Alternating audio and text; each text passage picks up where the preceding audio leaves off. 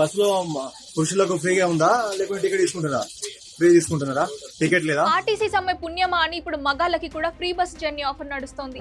మామూలుగా అయితే బస్సుల్లో కేవలం ఆడవాళ్ళకే ఫ్రీ కదా, కానీ ఇప్పుడు సమ్మె వల్ల కండక్టర్లు లేరు. ప్రభుత్వం ఎలాగోలా బస్సులు నడపాలని ప్రైవేట్ డ్రైవర్లను పెట్టింది, కానీ టికెట్లు కొట్టడానికి కండక్టర్లు మాత్రం దొరకట్లేదు. దాంతో చేసేదేం లేక అధికారులు అందరినీ ఫ్రీగా ఎక్కించుకుంటున్నారు. ముఖ్యంగా పల్లె వెలుగు అద్దె బస్సుల్లో అయితే టికెట్ అడిగే నాదుడే లేడు. అయితే ఈ సమ్మె వెనుక కేవలం జీతాల పెంపు లేదా విలీనం వంటి పెద్ద డిమాండ్లు మాత్రమే లేవు. వీళ్ళు అడుగుతున్న వాటిలో చాలా ప్రాథమికమైన అవసరాలు కూడా ఉన్నాయి. వినడానికి ఆశ్చర్యంగా ఉన్నా డ్యూటీల మధ్యలో కనీసం తాగడానికి గుక్కడు మంచినీళ్లు, కాసేపు రిలాక్స్ అవ్వడానికి రెస్ట్ రూమ్స్, చివరికి కనీసం మరుగుదొడ్డి సౌకర్యాల కోసం కూడా వాళ్ళు పోరాడాల్సి వస్తుంది.